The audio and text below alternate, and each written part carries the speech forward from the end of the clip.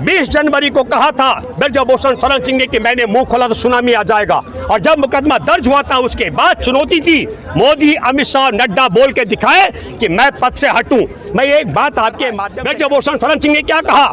पहले आरोप लगाया ये बेटियां पैसा लेकर के बैठी हुई है, तब हमने चुनौती दी, हमने कहा पैसा लेकर के बैठी हुई है तो तुम भी बिठाओ अपने किसी परिवार को झूठा मुकदमा यौन शोषण का दर्ज कराने के लिए। हम देश से चंदा इकट्ठा करके तुम्हारी झोली में। पंचायत कहने वाली थी कुछ बड़ा फैसला करने वाली, तभी तक कुछ हुआ नहीं है, क्या नहीं? आज महम 24 के अंदर खापों की बहुत बड़ी पंचायत हो रही है, उस पंचायत में एक बड़ा फैसला लिया जाएगा। लेकिन मैं व्यक्तिगत तौर पर यह मानता हूं कि खाप की पंचायत से पहले आज वहाँ साक्षी मलिक भी गई हुई है। साक्षी ने पूरा अपना पक्ष रखा और तमाम वहाँ पर जो किसान समूह और खापों के सरदार इकट्ठे हुए उनसे अपील की है कि आपको मदद करनी चाहिए, ये बात कही गई। लेकिन मैं व्यक्तिगत तौर पर अनुभव के आधार पर एक बात आपको बताना चाहता हूँ कि खापों की पंचायत से ऐन पहले का मामला है।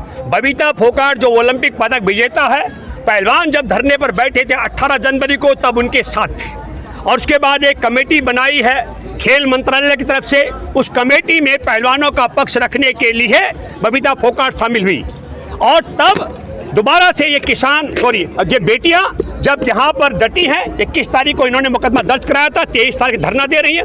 आप सबको जानकारी कि सुप्रीम कोर्ट का दरवाजा भी खटखटाया, 7 लड़कियों ने यौन शोषण की शिकायत कराई। लेकिन दुख और अफसोस की बात है सुप्रीम कोर्ट के मुख्य न्यायाधीश ने भी गंभीरता से नहीं सुना। 7 पीड़िताओं की शिकायत है, लेकिन 2 ही मुकदमे दर्ज हुए, एक नाबालिग का और एक यौन शोषण का।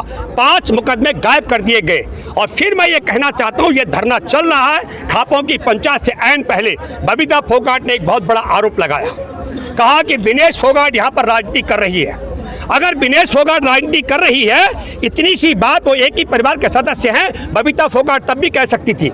इसलिए मैं ये कहना चाह रहा हूँ कि जिस प्रकार का आरोप बबीता ने लगाया, ठीक मैं ये मानता हूँ कि सरकार की वो नियत से मैच करता हुआ बात है। जैसे आरोपी ब्रजभूषण शरण सिंह निरंतर लगाता रहा है। ब्रजभूषण शरण सिंह ने क्या कहा?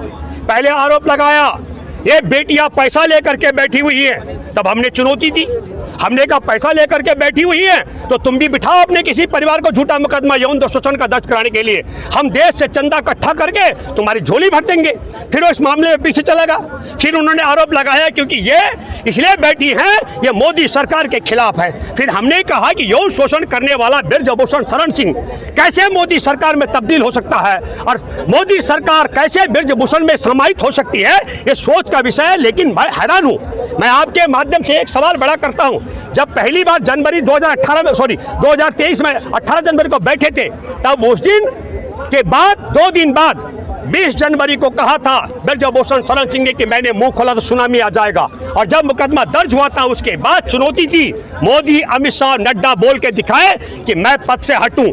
मैं एक बात आपके माध्यम से कहना चाह रहा हूं, जिस प्रकार के झूठे बेबुनियाद आरोप ब्रजभूषण शरण सिंह लगा रहा है, ठीक वैसा ही बेहुदा आरोप यहाँ पर बबीता फोगाट ने लगाया। बबीता फोगाट का यह आरोप का आधार क्या है? कहा कि ये विनेश फोगाट प्रियंका गांधी के गले लगी है।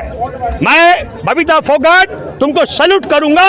आप लाओ महिला बाल विकास मंत्री स्मृति ईरानी को लेकर यहाँ आओ, और स्मृति ईरानी आकर के समर्थन करे विनेश फोगाट का, साक्षी मलिक का, और उन्हें गले लगाए। अगर विनेश फोगाट उसके गले नहीं लगेगी तब मैं मानूंगा ये राजनीति कर रही है।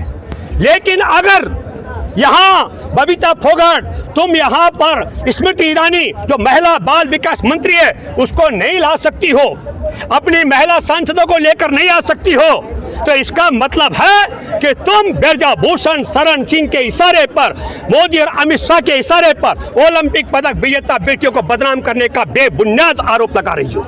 और यह ताकत है जो आपने कहा 29 दिन की तरक्की है।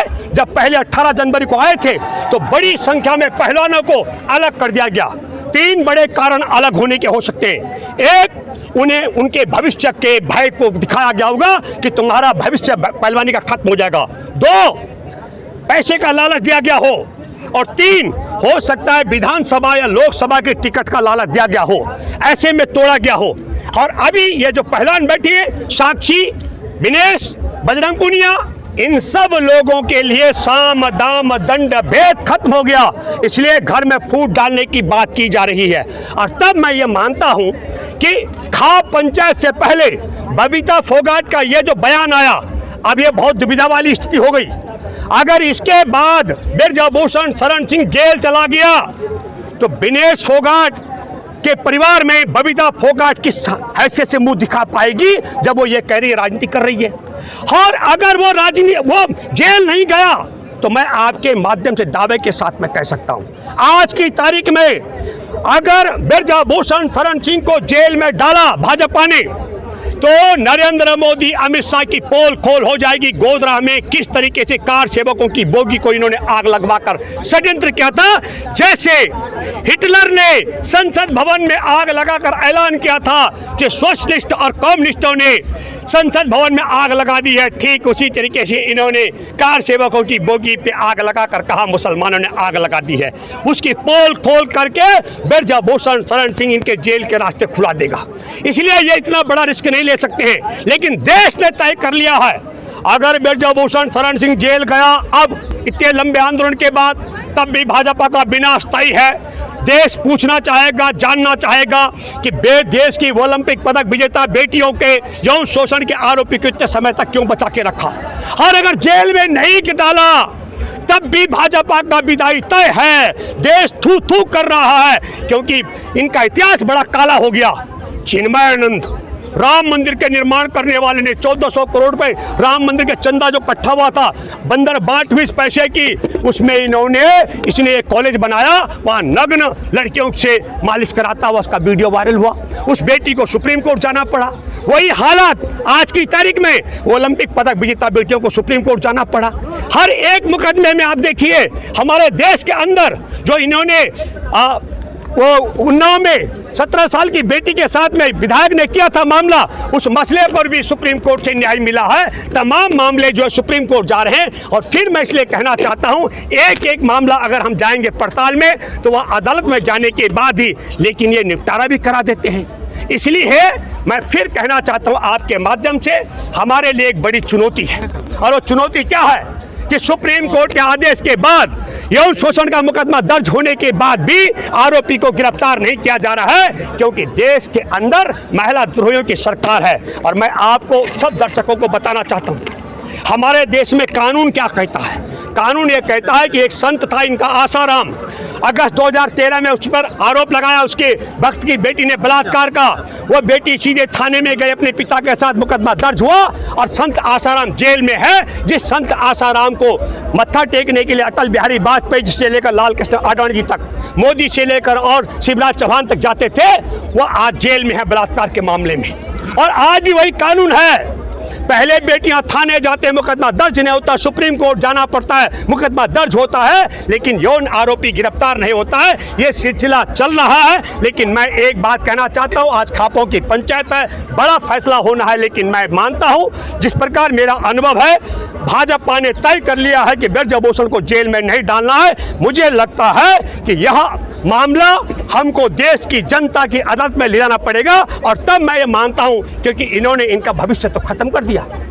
मैं एक दावे के साथ मैं कह सकता हूं कि एक एक दिन की एक्सरसाइज न करने से एक एक महीने का नुकसान विनेश को, बजरंग पुनिया को और बबीता को इनको हो रहा है, क्या कहते साक्षी मलिक को हो रहा है। और अगर इनका खेल का भविष्य भी चौपट कर दिया गया और इन्होंने यौन शोषण का मुकदमा दर्ज कराया, आरोपी गिरफ्तार नहीं होगा, तब मैं को कहना चाहता हूं कि देश में करोड़ों परिवार हैं, दलितों के करोड़ों, आदिवासियों के परिवार हैं, करोड़ों देश में अल्पसंख्यक का परिवार है, भूमिहीनों के परिवार, किसानों के, गरीबों के परिवार हैं।